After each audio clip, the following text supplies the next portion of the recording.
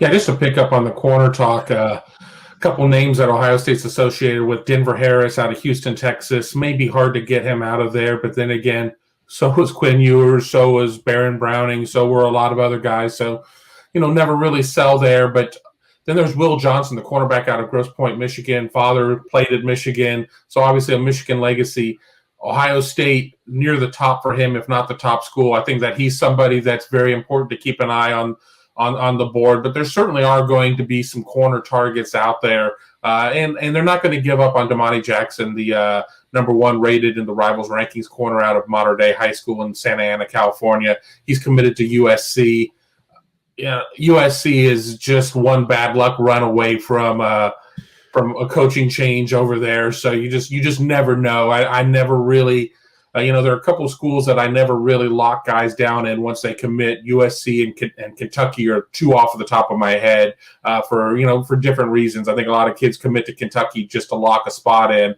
I think a lot of kids commit to USC thinking that, okay, this is going to be the year they turn it around, and then lo and behold, kind of another middling season, and they sit there and have to wait until the last second to see if their coach is going to survive.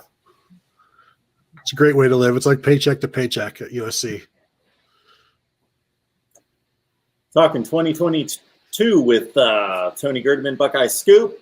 Got Kevin Noon, of course, from Rivals Buckeye Grove, and Steve Hellwagon, 247 Sports Bucknuts. We'll get to your comments and questions there in the live chat, including from Vinay. Thank you so much for the Super Chat contribution, Vinay. Vinay with his pulse on Ohio State recruiting, of course, giving us a quick update on Dallas Hayden. So according to Vinay, spoke to Dallas Hayden yesterday in the DMs, talking about Ohio State being his top choice at this point. And Vinay asking all of us, any chance Ohio State takes a pair of running backs again in 2022? I'll jump in. I was waiting to see if anybody's going to beat me to the punch.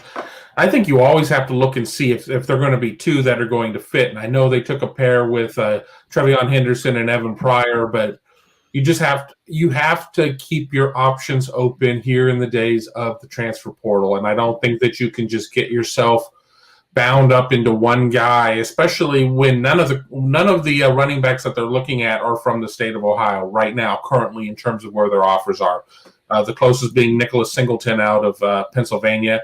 I certainly think that they could look at taking two, but you need to find the right two that are willing to come into a situation where there were two coming in the class before them, and that they're going to be a complementary piece with somebody else in that class. So, there certainly are going to be the names out there.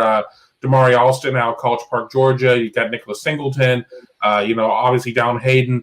Another guy out of Texas, Emeka Megwa, is somebody that I like a lot too. He might not get out of that region though. But I think you could see them pursuing two at that point. But with that being said, if their top guy says I'm coming, and I'm a little concerned about the depth chart or whatever, I think you could see them maybe cool off a little bit and just kind of see what's going on there, because these kids are getting more and more savvy. They're aware of depth charts. They're aware of who's in their recruiting classes. It's a very different day than when I was a student at Ohio State and I'd pick up the USA Today the day after signing day to read who was coming in the next season. It was just a bunch of names with heights and weights, and I didn't know anything about them. Those days seem like ancient history.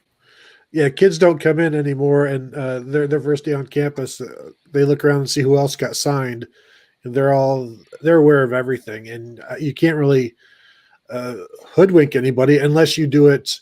You get them signed in December and then go get somebody in February, and so that is a possibility. But it also comes down to the players. And Trevion Henderson and Evan Pryor wanted to be together, wanted to be part of a two-back set, and Kevin talks about them being more savvy now. They're also savvy about what it means to share the load. And I was speaking with Trevion Henderson's high school coach last week, and so that was one of the things that Henderson researched. And running backs only have so many miles to give to football, and so sharing carries in college is fine. That's what they want. Now, is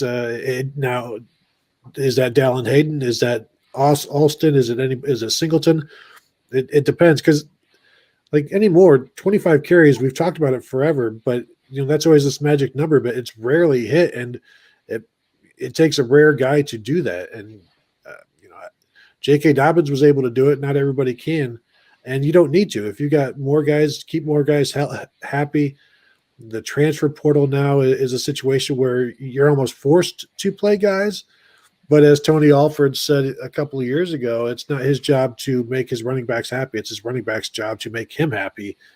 And so, I wouldn't be surprised if they take two, but they have to be willing to sign with another running back in the class.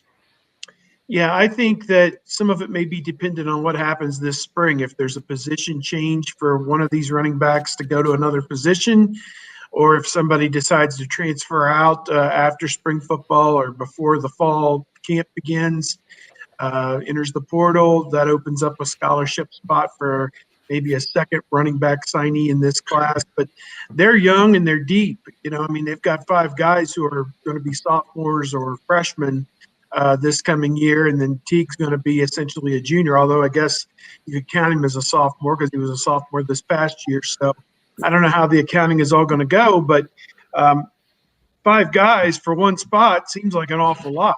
So maybe they'll definitely take at least one, you would think, and possibly a second. I know Hayden's got some great offers, Ohio State, Notre Dame, Tennessee, all involved with him. Oregon, I think, was in there as well. I'm interested to see, what kind of a year he has coming up. Does his stock kind of go up a little bit this summer if he's at camps or however it goes? But, again, it's all what Tony Alford and Ryan Day are looking for in a running back, Kevin Wilson as well. And some of these guys, a lot of these guys seem to fit the same mold. Mayan Williams is a little bit of a different kind of mold, more of a power back and a guy that can kind of push the pile forward. I'm not sure some of these guys fit that same kind of category, but will be interesting to see, what the coaches are looking for.